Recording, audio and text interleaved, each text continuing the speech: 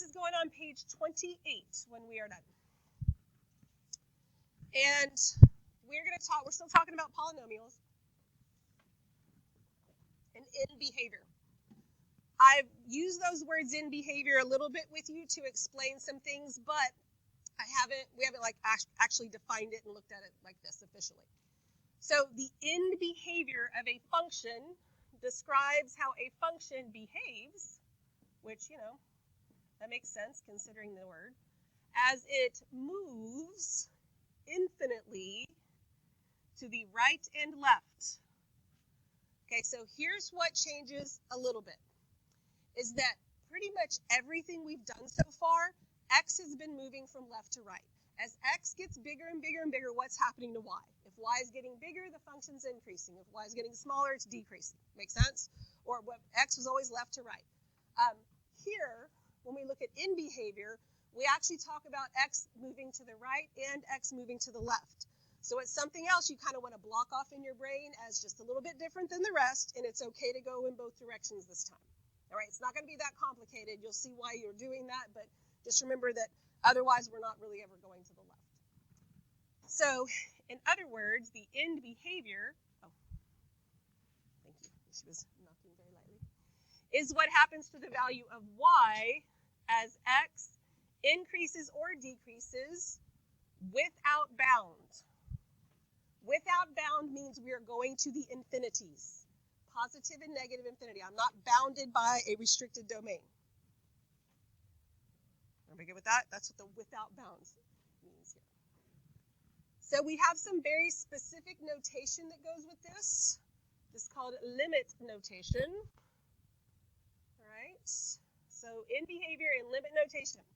So our left in behavior, that means we are moving, x is moving to the left, going towards negative infinity.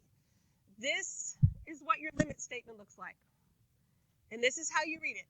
This is the limit as x approaches negative infinity of f of x. That's what that means. So let's write those words down. Okay, and we'll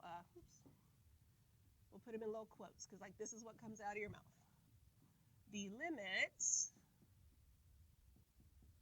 as x approaches, that's what that arrow is, negative infinity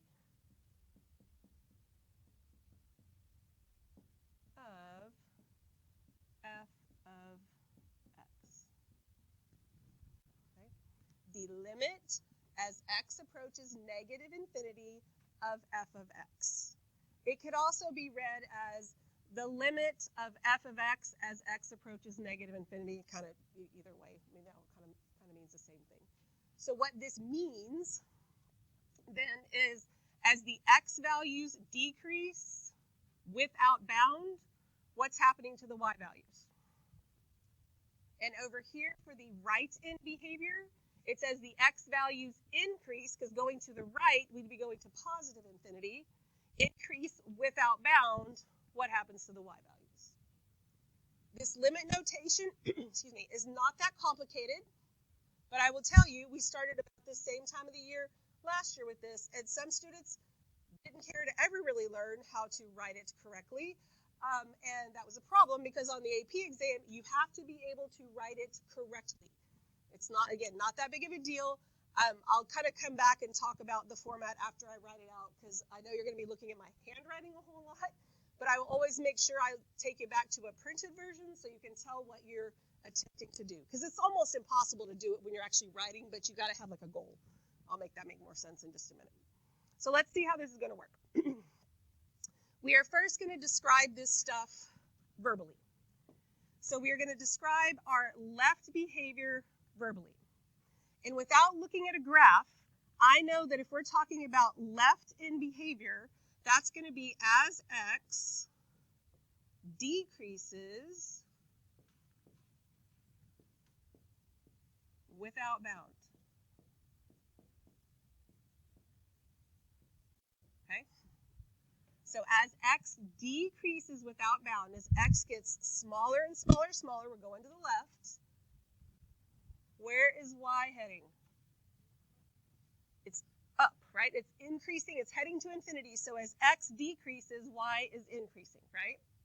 So as x decreases without bound, y values of, oh, and I forgot, we didn't name this. We'll name this guy f of x. He should have a name. Values of f increase without bound.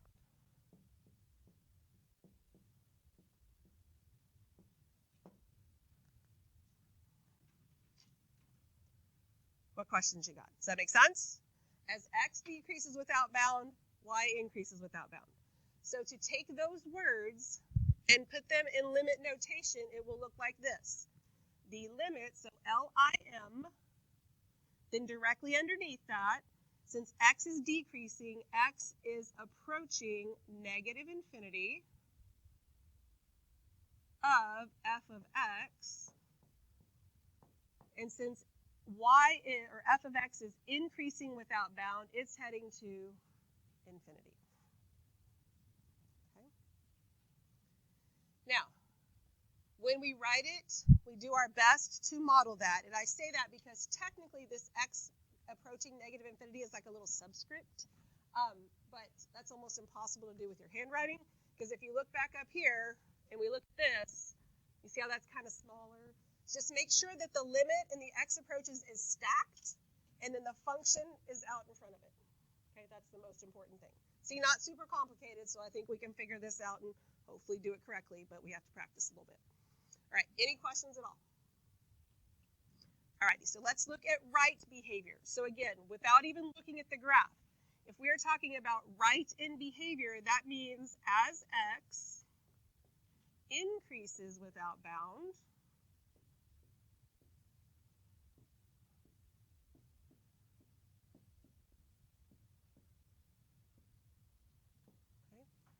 so as x increases without bound, so I'll go back up here, x is getting bigger and bigger and bigger.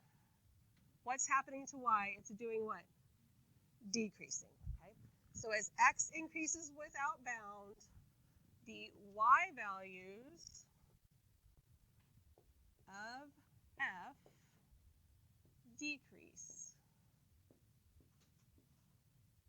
without bound.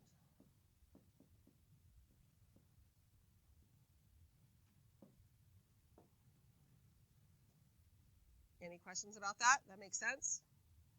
Again, it really is a fairly simple concept, so if you seem confused about it, ask a question so I can clear you up here. So we write our limit. The limit, since x is increasing without bound, x approaches infinity. And then I put f of x out here. By the way, let's say f of x was x squared plus 2. Then instead of f of x, I could put x squared plus 2. You could put either one. The other thing is, when we're writing it out and we're like using sentences, I can just call this f, and it's fine. I could put f or f of x here. Both are totally fine. Here, I cannot just put f. I have to put f of x, okay, because it's actually a function. And that would be negative infinity. Okay. What questions we got? We good? Because we're going to talk about in behavior a lot. Then you talk about in behavior a lot in calculus as well. Like, this is going to continue a lot. All right, so let's go up to this one.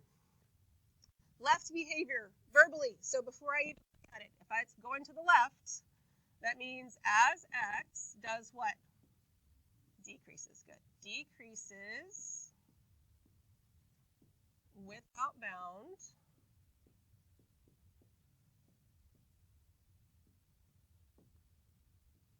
So then I look at my graph. As x decreases without bound, what's happening to y? Increasing. Very good. As x decreases without bound, y values of f, oh, let's call this one g.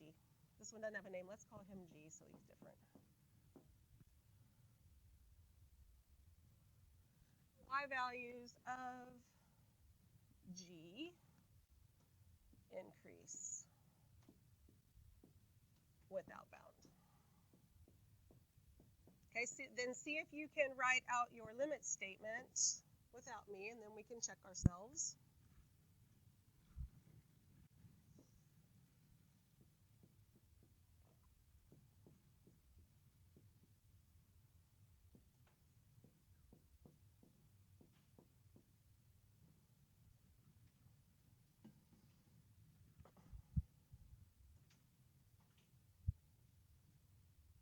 limit as x approaches negative infinity of g of x equals infinity. We good with that? Okay. All right. So right behavior, that means as x does what? Increases. Good. Increases without bound.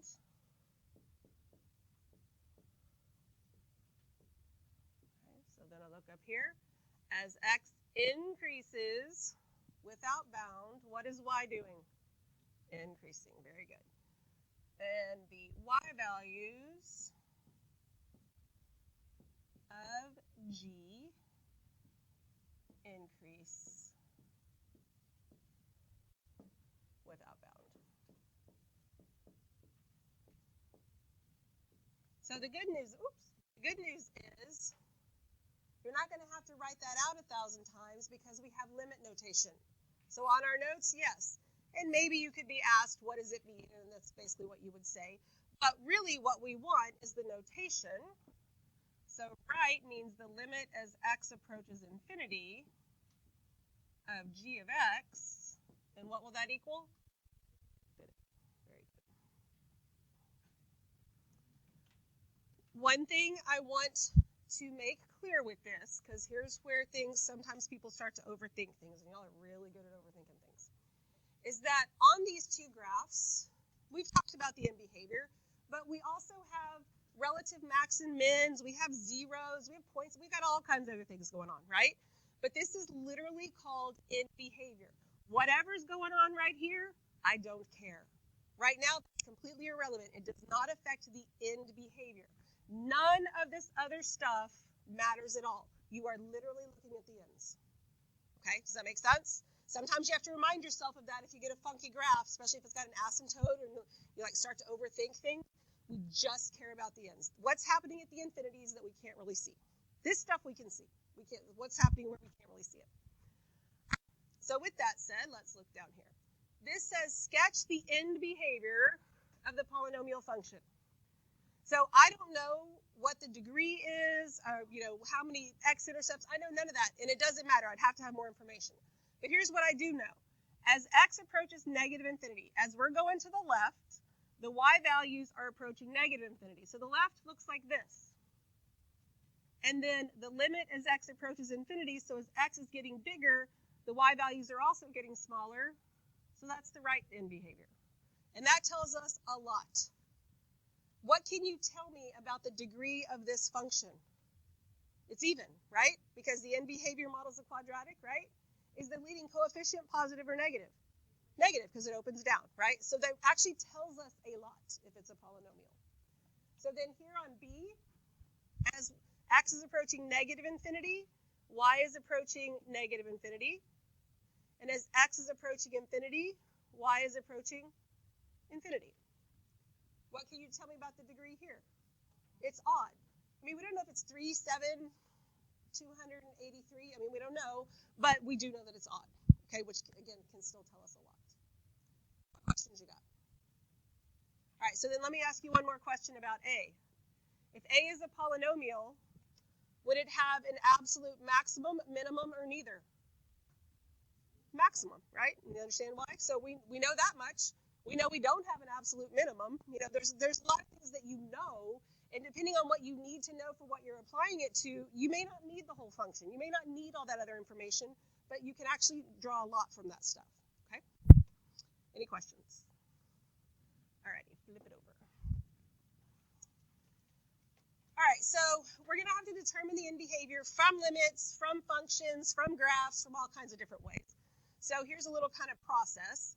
For polynomials, okay, so there's other end behavior we're going to talk about. We talk about rationals and other things, but just polynomials, we're still talking about them. It's easiest to find the end behavior of the right side first. And then here's the process, and I'll take you through it a few times.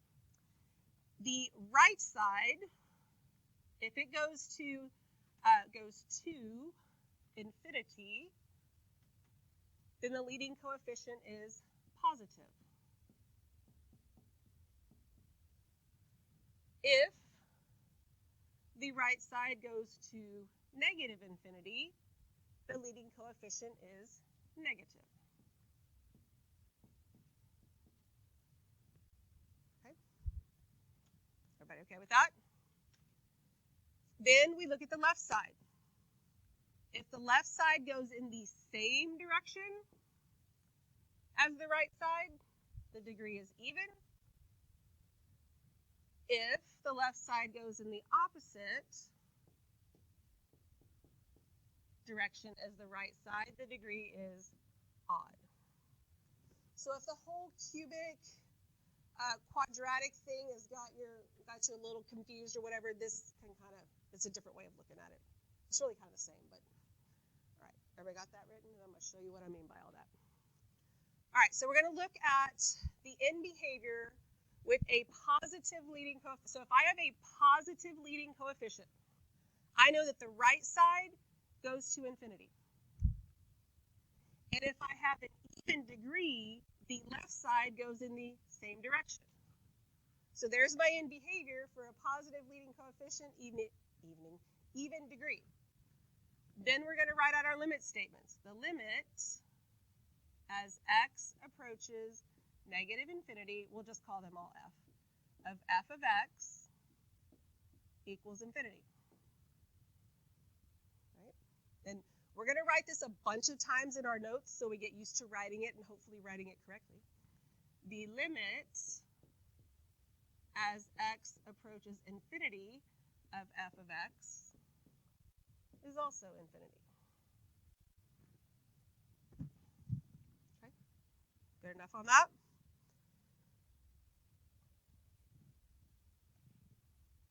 All right, now, if I have a negative leading coefficient, the right-hand side goes to negative infinity. If I'm still on an even degree, the left side is the same, and that's what it looks like. So then the limit as x approaches negative infinity of f of x is negative infinity. And the limit as x approaches infinity of f of x is also negative infinity. You catching on? Picking up what I'm putting down? All right. Now, this bottom left box, positive leading coefficient. The right-hand side goes to infinity. Odd degree, the left-hand side is opposite, which makes my limits look like this. The limit as x approaches negative infinity of f of x equals negative infinity. And as x approaches infinity of f of x equals infinity.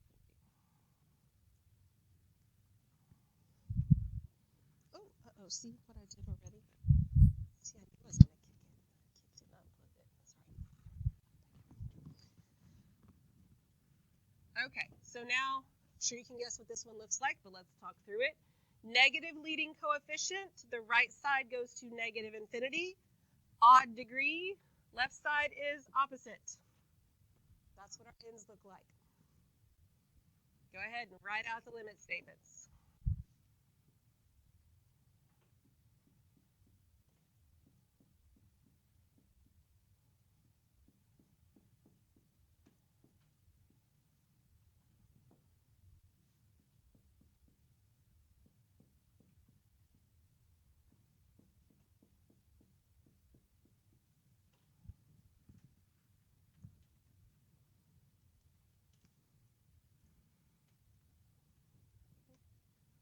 What questions do you have?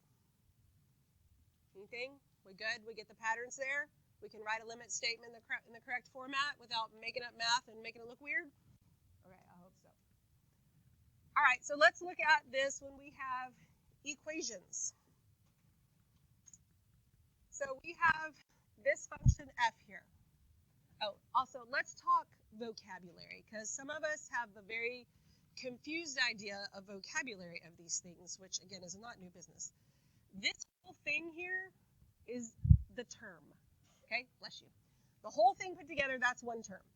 The 4 is the coefficient. The 5 is the degree.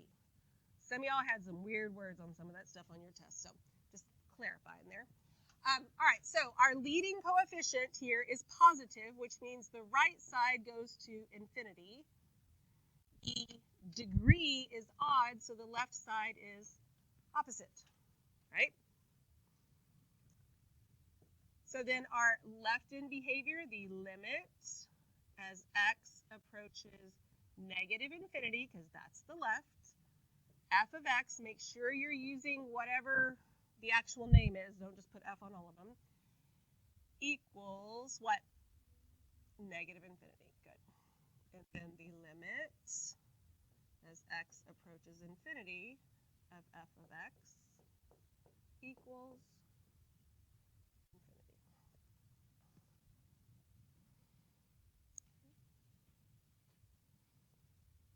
Then go ahead and draw your end behavior for b. Figure out what that should look like.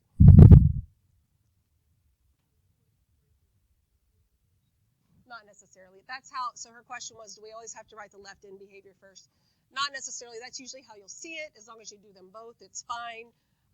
But along with that same question, if the directions say, state the left end behavior in limit notation or the right end behavior, don't do them both. Do just the left or the right, or you're not showing that you understand the difference. Okay. All right, so on B, does it matter that that's a fraction? No. It's positive, so the right-hand side goes to infinity. It's the degree is even, so the left-hand side is the same, right? Okay, so go ahead and write your limit statements. In this case, I do have to write it first because it's labeled left, but if I was just having to write them, it wouldn't matter. And make sure you're calling this guy G. I can't. Otherwise, I'm going to just start calling, if y'all start calling everything F, I'm going to start calling all of you Melissa. All of you. You're all Melissa. You don't have your own name.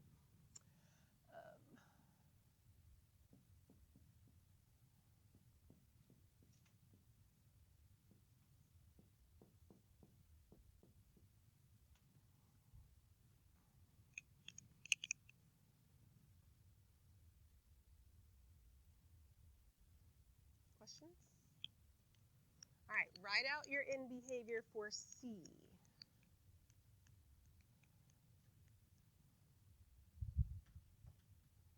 All the other day, somebody was doing this with a pencil, and they were like, look at me, I'm Miss Finnan. And I was like, do I do that? Like, I didn't really realize I did that. And then I just realized I'm up here doing this. I guess I do. I was like, I guess I do that all the time when I'm waiting on you. Okay, so on C, it's not multiplied out. Do we have to multiply it out? No, but we have to think about what would happen when we did. If we multiply all this out, what's true about my leading coefficient? It's going to be negative. So the right-hand side goes to negative infinity. And then what would the degree be? 6, which really all we care about is 6, but all we care about is the fact that it's even. Then this would be the same over here. Okay? That's what it would look like. And then go ahead and write out your limits.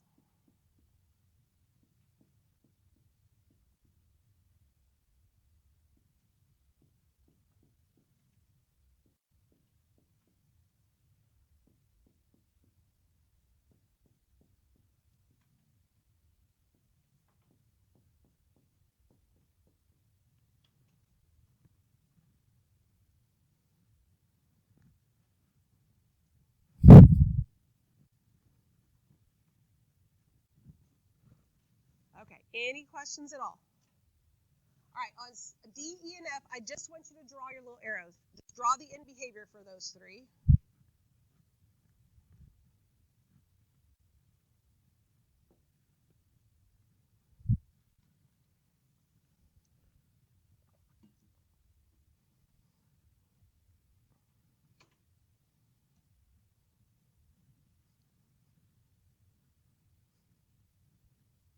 aren't even open.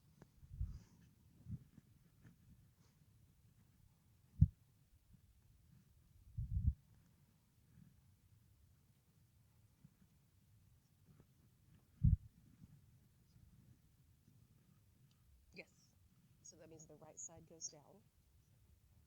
And then since it's the same. You didn't draw what I drew. Yeah.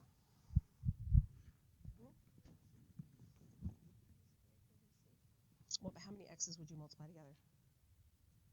3. Yeah. Okay, so when you're trying to figure this stuff out, do you look at every single term?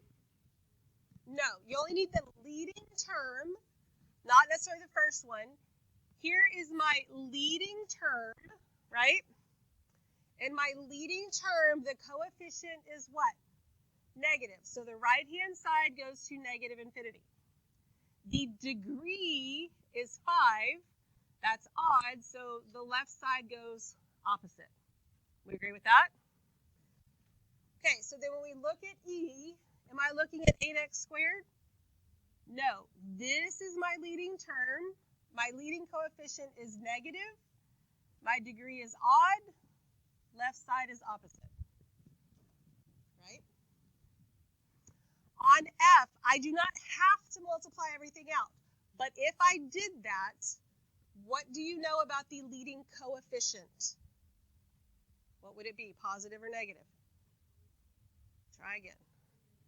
2x times x times a negative x would give me a negative leading coefficient, right? So that means the right side goes to negative infinity.